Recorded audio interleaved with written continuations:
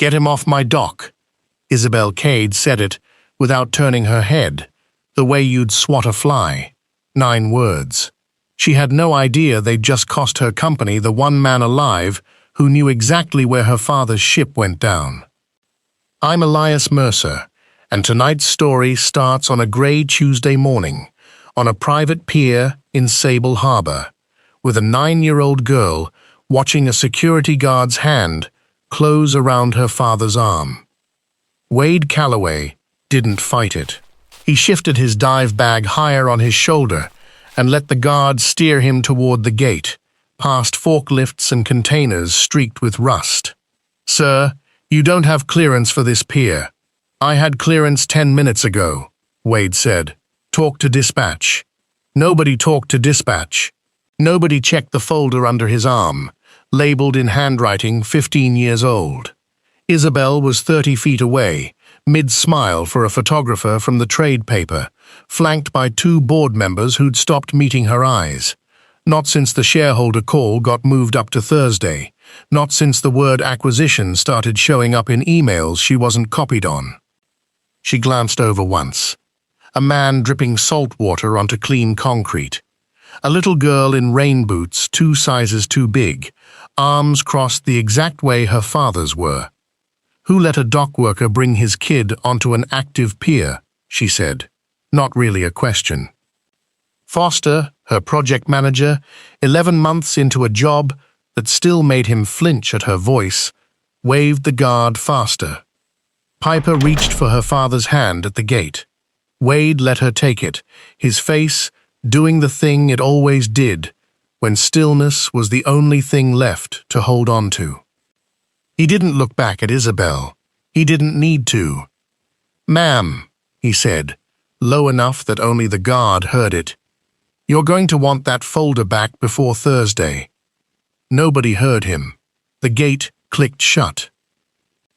Isabel turned back to the camera and smiled like nothing had happened, because as far as she knew, nothing had. She just had the only man who could save her company thrown off her own dock, and he'd tried to warn her on his way out the door. Wade's truck smelled like salt and old rubber. Piper sat with her boots against the dash, sketchbook open on her knees, drawing a shipwreck the way she always did. Hull cracked open, fish swimming through the windows like they owned the place. "Dad, did that lady get in trouble for yelling?" "No, baby." "She should." He didn't argue with that. He took the coast road home instead of the highway, the long way, past the boat repair shop that used to be his second job, and the diner where his wife used to bring him coffee on double shifts. Ruth. He said her name out loud sometimes, just to keep it from going soft at the edges.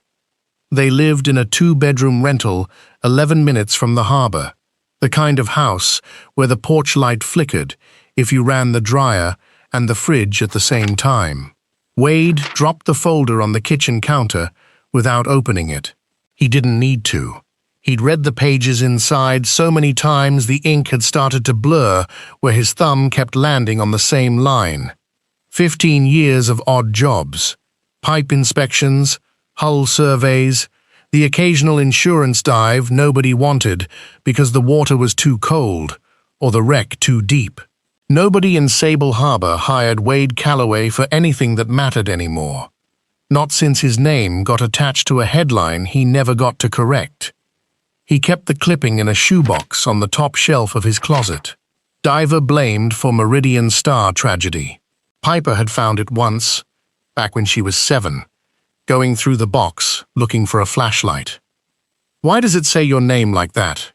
"It's an old story, grown-up stuff." "Is it true?" He'd told her no, and left it there, because some doors you don't open twice, in front of a kid who already asks too many questions for her age. That night, he'd moved the box to a higher shelf.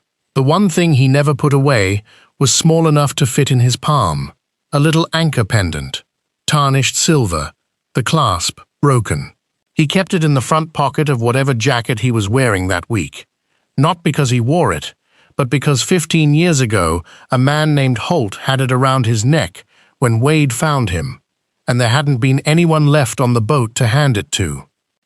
He'd tried once, called the office, asked for the family, got a secretary who said Mr. Holt's affairs were being handled by legal and hung up before he finished the sentence. He was 26 then, still believed persistence counted for something. "Some things stay down there," he told Piper once, when she asked why he still dove even though the pay was bad and the water was cold, until someone's ready to bring them up. She'd nodded like that made sense to a 9-year-old, which somehow it did. Across town, in an office on the top floor of a building with her family's name on it, Isabel Kade was reading the same year's insurance file for the 11th time that month, looking for a set of coordinates that didn't exist in any record she owned, with no idea the man she'd just had removed from her dock was the only person who could give them to her. Priya Nundy had worked in Kestrel's records office for 6 years, long enough to know which files nobody ever asked to see twice. She knocked on Isabel's door with a folder pressed flat against her chest, the kind of folder people carried when they weren't sure they wanted to be the one carrying it. "You said find every name connected to the original salvage dive. I found one that's still local." Isabel didn't look up from her screen. "Put it on the desk. You might want to look at this one now." Something in Priya's voice made her look up. The folder landed open, a single personnel sheet on top, water-stained at the corner like it had survived something. "Calloway, Wade, contracted diver, salvage recovery team, terminated for cause." Isabel read it twice. Then she remembered the wetsuit, dripping onto clean concrete, the girl in oversized rain boots, the sentence she'd tossed off without even turning her head. "That was him," she said, quiet. "This morning, on the dock." "I didn't put it together until I saw the security log," Priya said. "Same last name, same first initial. It's a small harbor, Miss Kade. People don't disappear that far." Isabel sat with that for a long moment, the folder open under her hands, like something that might close on its own if she wasn't careful. Then she called the one person who'd been running this company's operations since before her father's name was on the letterhead. Grant Ashford came in without knocking, the way he always did. "Wade Calloway," she said. "Terminated for cause." "What cause?" Grant didn't sit down. "Old business, Isabel. 15 years old.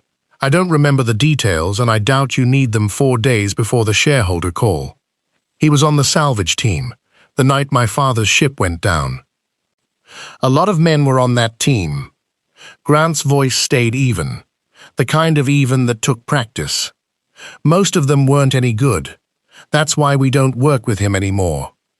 He tried to talk to me this morning, said I'd want a folder back before Thursday." For half a second, something moved behind Grant's eyes before he put it away. "Then he's still trying to sell you something nobody wants to buy. My advice, don't chase ghosts 4 days before the board decides whether this company survives the quarter." He left before she could answer, and Isabel sat alone with the water-stained sheet of paper, telling herself Grant was right, that a fired dock worker showing up with a folder wasn't a lead, it was a distraction dressed up as one. She almost believed it. She didn't know that an hour later, Grant's car was parked outside a 2-bedroom rental 11 minutes from the harbor, engine running, headlights off. Wade answered the door with a dish towel still in his hand. He didn't invite Grant in. "You shouldn't have come near her," Grant said. "No greeting. I told you, years ago, that folder stays where it is." "I kept it where it was for 15 years, Wade said. "I've got a daughter now who deserves to grow up without her father's name attached to a lie somebody else wrote." "Nobody wrote a lie. The report says what it says. The report says what you told it to say." Wade's voice didn't rise. It never did. not with Piper's shadow moving across the curtain behind him, doing homework at the kitchen table. "You want to talk numbers, Grant? Talk to me about the maintenance log for the ballast valve. Talk to me about the date somebody changed after the fact." Grant went very still, careful. "I've been careful for 15 years. That's over now." He shut the door, gently. Through the window, Grant watched the porch light flicker once, then hold steady, before he turned back to his car and sat there a long moment, doing the kind of math that had nothing to do with numbers.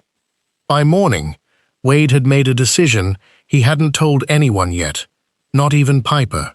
He was going to walk back onto that dock, folder in hand, whether Isabel Kade wanted him there or not. He did, at 9 the next morning. No appointment, no clearance. The same guard from the day before saw him coming, and this time didn't reach for his arm. He just stepped aside. "Board's meeting upstairs," the guard said. "Miss Kade's in there." Wade took the stairs instead of the elevator. He needed the extra minute. The boardroom on the top floor went quiet when he opened the door without knocking. Isabel sat at the head of the table. Grant, 2 seats down. 6 board members between them, with tablets open and coffee going cold. Nobody moved to stop him. "Mr. Calloway," Isabel said, careful. "This is a closed meeting." "I know. I won't take long." He set the folder on the table and slid it toward her. 15 years ago, I dove that wreck for 11 hours, looking for your father. I found him too late. I also found something the report never mentioned." He opened the folder himself. A logbook, water-warped, pages soft at the edges, turned to a spot marked with a rusted paperclip. "Ballast valve, aft compartment. Failed before the storm hit, not during it. I logged it the night I surfaced. Somebody at this company changed the maintenance date on the official record 2 weeks later, so the insurance claim wouldn't get flagged for negligence. I know because I still have the original invoice. It doesn't match the one in your archive." Grant stood up too fast. "This is a fabrication. A bitter man with a grudge and a 15-year-old notebook." "Then explain the invoice," Wade said, and set a second, thinner page beside the first. "Same valve, same part number, dated 3 months before the sinking. Somebody paid for a repair that never happened." Isabel picked up the logbook with both hands, the way people hold things they're afraid might not be real. Her eyes moved down the page and stopped. Wade reached into his jacket pocket and set something small on the table beside the folder. Tarnished silver, a broken clasp, shaped like an anchor. "Your father was wearing this when I found him," he said. "I tried to return it. Nobody at this company would take my call." The room had gone completely still. Isabel reached out and picked it up, and her hand wasn't steady doing it. She'd seen this pendant in photographs, around her father's neck at every birthday she could remember. She'd assumed it went down with the ship. She'd never once let herself picture someone actually holding it. "You dove for 11 hours, she said, quiet now, no boardroom voice left in it. "For a man you didn't know." "I knew who he was to somebody," Wade said. "That was enough." Grant tried once more. "None of this changes the fact that he was terminated for—" "Sit down, Grant." Isabel didn't raise her voice. "I want the original invoice pulled from records within the hour. I want every maintenance file from that year cross-checked against vendor receipts, and I want to know exactly who signed off on the date change." "Isabel, 4 days before the shareholder call is not the time to—" "It's exactly the time." She looked at him properly for the first time since he'd walked in that morning. "You told me to stop chasing ghosts. You knew this ghost had a name." Grant didn't answer. He didn't need to.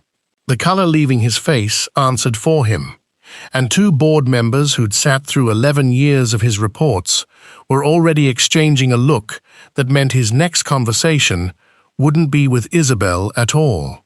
Isabel closed her hand around the small anchor pendant and looked at Wade, still standing at the far end of the table. "You could have sold this story anywhere," she said. "Reporters would have paid for it years ago." "I wasn't keeping it for a story," Wade said.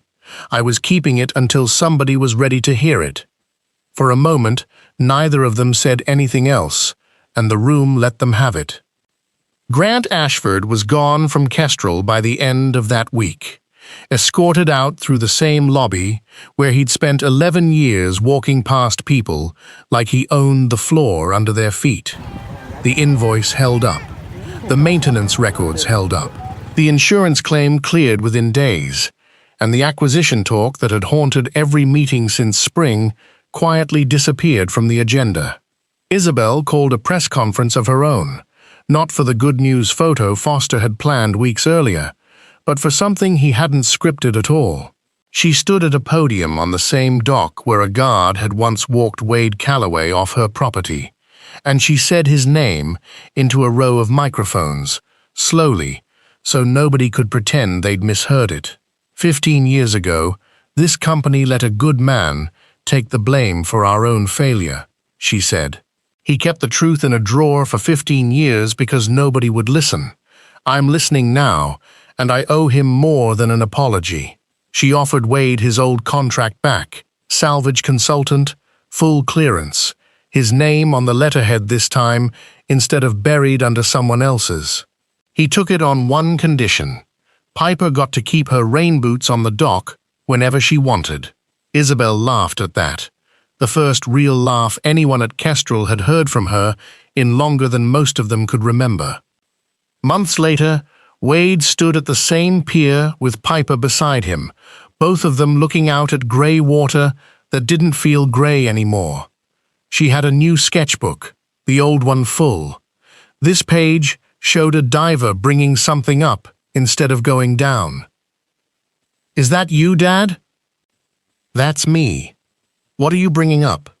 He thought about the pendant, back around Isabel's neck now, and the folder that finally sat in a records office instead of a shoebox on a closet shelf.